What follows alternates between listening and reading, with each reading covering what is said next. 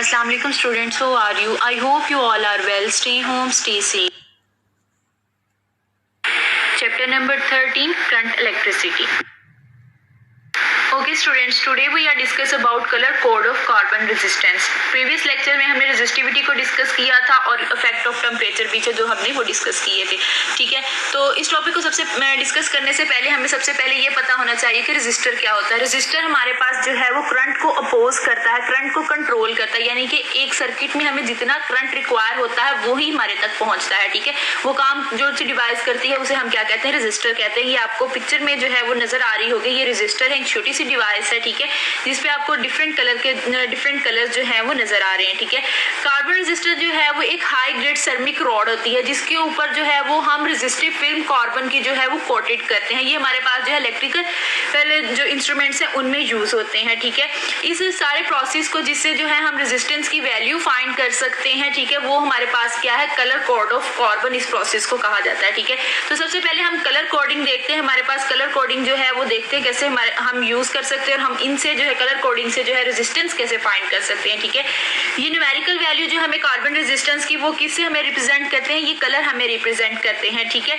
जैसे कि आपको यहाँ पे फिगर पे नजर आ रहा होगा कि डिफरेंट कलर्स हैं, इनके ऊपर प्रिंट होते हैं, ठीक है। ओके, जैसे कि हमने प्रीवियस स्लाइड पे डिस्कस किया कि हम जो है कलर्स को देख के जो है वो रेजिस्टेंस जो है वो बता सकते हैं, ठीक है। तो अब यहाँ पे आपने जो है वो देखा है, यहाँ पे आपको टेबल नजर आ रहा है, ठीक है, जिसमें कलर्स दिए गए हैं और उनकी जो है न्यूमेरिकल वैल्यू दी गई है, ठीक है। और नीचे आपको एक पिक्चर में जो है वो रजिस्टर भी नजर आ रहा है, ठीक है, जिसके ऊपर 4 बैंड्स बने हुए हैं, ठीक है। ये हम जो है इनकी रीडिंग जो बैंड्स की करते हैं वो लेफ्ट टू राइट करते हैं, ठीक है। तो लेफ्ट पे जो है सबसे पहले आपको नजर आ रहा है रेड कलर का है, ठीक है। ये हमें क्या करता है, फर्स्ट जो डिजिट है हमारा उसकी जो है वो फर्स्ट डिजिट बताता है हमें, ठीक है। यहाँ पे जैसे लिखा भी हुआ है फर्स्ट पॉइंट हमारे पास, the first band indicates the first digit of the value of resistance. Resistance की जो फर्स्ट डिजिट है उसकी वैल्यू हमें बताता है, ठीक है।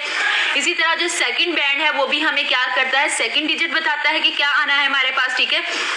इस तरह जो थर्ड बैंड है वो हमारे पास एक मल्टीप्लायर है, यानी कि हमें बताता है कि उसमें कितने जीरोस जो हैं वो फर्स्ट 2 डिजिट्स के साथ कितने जीरो हमारे पास ऐड होने हैं, ठीक है। फोर्थ जो है हमारे पास बैंड है वो हमारे पास टॉलरेंस को बताता है, टॉलरेंस क्या है, ठीक है। टॉलरेंस जो है वो हम नेक्स्ट स्लाइड पे डिस्कस करेंगे। अभी हम कलर्स को देखते हैं। हमारे पास ये कलर्स जो है, सबसे पहले आपके पास है ब्लैक जिसकी हमारे पास वैल्यू है 0, उसके बाद ब्राउन है 1 है उसकी वैल्यू, रेड की 2 है, ऑरेंज की 3, येलो की 4, ग्रीन की 5, ब्लू की 6, वॉयलेट की 7, ग्रे की 8 और व्हाइट की 9 वैल्यू है, ठीक है। ये इनको आपने इस चार्ट को जो है वो ऐसे ही एज इट इज याद करना है, क्योंकि हमारे पास जो है हमने कलर कोडिंग जो है वो वैल्यूज को देख के ही फाइंड करते हैं। ये भी हम नेक्स्ट स्लाइड में इसको डिस्कस करते हैं। तो इसको याद करने का आपके पास एक ये तरीका है कि आप इसको कर सकते हैं B B Roy Great Britain very good wife, ठीक है। बीबी रॉय, इसमें बी जो पहले 2 लेटर्स आगे, रेड जो है उसके लिए हमने रॉय ROY रॉय, ठीक है। और जो है उसके बाद हमने क्या किया, ग्रेट ब्रिटेन G और B आ गया, और उसके बाद वेरी के लिए हमने V जो है वो एक कोटेशन बनाई है, उसमें वॉलेट जो है V को शो कर रहा है, ठीक है। उसके बाद गुड में हमारे पास G आ गया और लास्ट में हमने वाइफ का यूज किया वो W है, ठीक है। तो मैं अगेन रिपीट कर देती हूँ, आपको ये कोडिंग जो है वो आसानी से इस जो है सेंटेंस से याद हो जाएगी, B Roy Great Britain very good wife, ठीक है। ओके, जैसे कि हमने प्रीवियस स्लाइड पे डिस्कस किया था कि हम जो है वो कलर्स को देख के और इन बैंड्स को देख के जो है वो वैल्यूज फाइंड करते हैं, ठीक है। तो अब सबसे पहले हमने उसमें देखा था कि हमारे पास जो फोर्थ बैंड था वो टॉलरेंस को शो करता था। तो टॉलरेंस जो है हमारे पास क्या है, the possible variation in the resistance of a carbon resistor from marked value, यानी कि हमारे पास मार्क्ड वैल्यू जो हमारे पास वैल्यू जितनी मार्क की हुई है उसके ऊपर आपके पास रेजिस्टर के ऊपर वैल्यूज ऑलरेडी मार्क्ड होती हैं, ठीक है। तो वो क्या है, उसमें टॉलरेंस जो है वो इस चीज को शो करती है कि उसमें जो है वेरिएशन है, यानी कि वो उससे उतनी ज्यादा कम वैल्यू, ज्यादा भी हमें उससे वैल्यू दे सकती है और उतनी कम वैल्यू भी दे सकती है, ठीक है। अभी इनकी भी जो है वो स्पेसिफिक वैल्यूज हैं, इनकी कलर कोडिंग के लिहाज से वो भी अभी हम डिस्कस करते हैं, ठीक है। अब अब यहाँ पे आपको नजर आ रहा है कि एक रजिस्टर है और नीचे उनके कलर्स भी दिए गए हैं और उनकी रेजिस्टेंस जो है वो भी यहाँ पे शो की गई है। तो अब हमने ये देखना है कि यहाँ पे ये जो रेजिस्टेंस आपको आई है वो कैसे आई है, ठीक है। जैसे हमने प्रीवियस स्लाइड पे देखा कि ब्राउन कलर जो है उसकी वैल्यू क्या है 1, तो फर्स्ट डिजिट जो है हमारे पास क्या आ गया 1 आ गया। हमने देखा था कि जो फर्स्ट बैंड है वो हमारे पास क्या शो करता है, फर्स्ट डिजिट को शो करता है, ठीक है। उसके बाद सेकंड कलर जो है, सेकंड बैंड है, उसका कलर आपके पास क्या है, ब्लैक है, और ब्लैक की वैल्यू क्या थी हमारे पास 0 थी, ठीक है। तो हमने ये भी देखा था कि जो सेकंड बैंड होता है वो भी हमें सेकंड डिजिट की वैल्यू बताता है, जो कि हमारे पास क्या आ गई है 0 आ गई है, ठीक है। थर्ड डिजिट जो था वो हमारे पास, थर्ड बैंड जो था वो क्या है, रेड कलर का है, वो हमें शो क्या करता है कि इस जो फर्स्ट 2 डिजिट्स है हमारे पास उनके साथ कितने 0 आने हैं। तो अब रेड की जो हमारे पास वैल्यू थी वो 2 है, तो यहाँ पे हमारे पास कितने जीरोस आ गए, 2 जीरोस आ गए, ठीक है। अब यहाँ पे जो आपको 5% नजर आ रही है ये हमारे पास क्या है, टॉलरेंस है, जिसको हम प्लस माइनस के साथ लिखते हैं, ठीक है। प्लस माइनस का भी मैं आपको बताती हूँ क्या है हमारे पास। अब यहाँ पे आपको नजर आ रहा है कि जो फोर्थ बैंड है वो क्या हमने डिस्कस किया था कि वो टॉलरेंस है, और अभी हमने टॉलरेंस को देखा कि वो क्या होता है कि वेरिएशन है हमारे पास जो ओरिजिनल वैल्यू में आ रही है, ठीक है।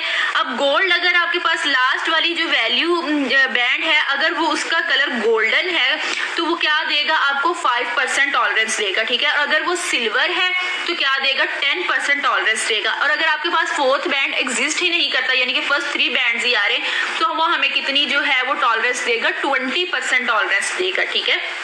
तो इस बात से हमें क्या पता लगता है कि सबसे अच्छा रेजिस्टर कौन सा होगा कि जिसमें हमारे पास क्या है, गोल्डन जो है वो लास्ट पे आए, क्योंकि उसकी जो है वो टॉलरेंस सबसे कम है, ठीक है। अब यहाँ पे गोल्डन कलर था तो उसकी मैंने टॉलरेंस आपको बताया क्या है 5% है, तो प्लस माइनस 5 आ गया, ठीक है। अब प्लस माइनस का यहाँ पे ये मतलब है कि वो हमें ओरिजिनल वैल्यू जो हमारी है उसमें 5% की वेरिएशन ज्यादा दे सकता है, या 5% की मिनिमम जो है वो हमारे पास वेरिएशन इसके अंदर आ सकती है, ठीक है। ओके, नेक्स्ट टॉपिक जो हमने डिस्कस करना है वो है हमारे पास रियोस्टेट। रियोस्टेट क्या है, it is wire bounded variable resistance, ठीक है। इसमें क्या है, वायर जो है वो कोटेड की होती है एक इंसुलेटिंग सिलेंडर पे, ठीक है, जो कि क्या है, मैग्नीन वायर होती है। मैग्नीन वायर क्या है, रेजिस्टर बनाने में हमारे पास यूज होती है, ठीक है। अब यहाँ पे हमारे पास क्या है, इसके 2 एंड्स जो हैं वो वायर के साथ कनेक्टेड होते हैं और वो दोनों एंड्स जो हैं वो फिक्स्ड होते हैं, जैसे कि आपको यहाँ पे फिगर में नजर आ रहा है, टर्मिनल ए और टर्मिनल बी, ये दोनों क्या है हमारे पास फिक्स्ड है। जबकि जो टर्मिनल सी है वो अटैच होता है किसके साथ, एक स्लाइडिंग कॉन्टैक्ट है, जो कि आपको यहाँ पे फिगर में नजर आ रहा है, ठीक है। ये क्या है, मूवेबल होता है, इसको हम जो है ये वायर्स के ऊपर मूव कर सकते हैं, ठीक है। Okay, now we discuss the working of rheostat. Rheostat जो है वो हमारे पास 2 तरीकों से वर्क करता है, एक वेरिएबल रेजिस्टर के तौर पर और दूसरा पोटेंशियल डिवाइडर के तौर पर, ठीक है। सबसे पहले हम डिस्कस करते हैं rheostat as a variable resistor. यहाँ पे आपको जो है सिस्टमेटिक डायग्राम भी नजर आ रही है। प्रीवियस स्लाइड पे हमने डिस्कस किया था कि टर्मिनल ए और टर्मिनल बी जो है वो हमारे पास फिक्स्ड होते हैं, जबकि टर्मिनल सी जो है वो हमने अटैच किया होता है ये स्लाइडिंग कॉन्टैक्ट के साथ, ठीक है। यहाँ पे एक बात आपने ये याद रखनी है कि हमने जब वेरिएबल रेजिस्टर के तौर पर रियोस्टेट की वर्किंग को डिस्कस करना है तो हमने उसमें उसके 2 टर्मिनल्स को अटैच करना है, जो कि क्या है, ए और सी टर्मिनल, ठीक है। ए जो है हमारे पास वो फिक्स टर्मिनल है और सी जो है वो स्लाइडिंग टर्मिनल है, जो हमने इस सर्किट में कनेक्ट किए हैं इन दोनों में, ठीक है। अब यहाँ पे रेजिस्टेंस जो हमारे पास आएगी वायर पे वो आएगी जो हमारे पास टर्मिनल ए है और जो टर्मिनल सी हमने कनेक्ट किया है इसके साथ, ठीक है। अब ये क्या होगा हमारे पास, यहाँ पे हमने एक बात ये याद रखनी है कि आर डायरेक्टली प्रोपोर्शनल एल, ठीक है। यानी कि हमारे पास रेजिस्टेंस जो है वो किस पे बेस करेगी, उसकी लेंथ पे। यानी कि अगर हम क्या है टर्मिनल को जो हमारे पास ये स्लाइडिंग कॉन्टैक्ट है उसको टर्मिनल ए से अब एक दूर मूव करें, यानी कि टर्मिनल बी की तरफ उसे ले जाएं, तो इससे हमारे पास क्या है, लेंथ इंक्रीज हो गई। लेंथ इंक्रीज होने की वजह से जो हमारे पास क्या है रेजिस्टेंस वो भी इंक्रीज हो जाएगी, ठीक है। और अगर हम उसको क्या करें, मूव करें उसको ए टर्मिनल की तरफ, तो उससे क्या है, लेंथ डिक्रीज हो जाएगी। लेंथ डिक्रीज हो जाएगी तो हमारे पास रेजिस्टेंस जो है वो भी डिक्रीज हो जाएगी। Rheostat as a potential divider. जैसे कि हमने पहले भी डिस्कस किया कि हमारे पास दो टर्मिनल हैं जो वो फिक्स्ड हैं, ए और बी टर्मिनल फिक्स्ड हैं, ठीक है।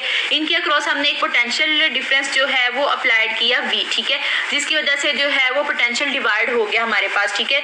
अब यहाँ पे हमारे पास जो एक पोर्शन आया बी सी, उस पे वायर पे जो रेजिस्टेंस अप्लाई हो रही है वो क्या है, वो स्मॉल आर से हमने डिनोट किया है, ठीक है। जैसे कि हमने पहले भी डिस्कस किया था कि हमारे पास जो है इसमें हम मैग्नीन वायर जो है वो यूज करते हैं। मैग्नीन वायर को यूज करने का हमारे पास ये पर्पज ये है कि उनकी रेजिस्टिविटी जो है वो कम इंक्रीज होती है जब हम जो है वो टेम्परेचर के लिहाज से वेरिएशन उसके अंदर कम आती है, इस वजह से जो है वो हम मैग्नीन वायर्स को यूज करते हैं, ठीक है।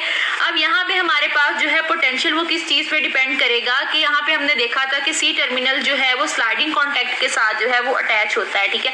अब हम क्या करेंगे, जितना हम इसको ए टर्मिनल की तरफ मूव करेंगे, जिसकी वजह से जो यहाँ पे हमारे पास नीचे वाला पोर्शन है इसकी क्या है, लेंथ इंक्रीज हो जाएगी। लेंथ इंक्रीज हो जाएगी तो जिसकी वजह से हमारे पास वी बी सी यहाँ पे जो पोटेंशियल डिफरेंस है वो भी इंक्रीज हो जाएगा, ठीक है।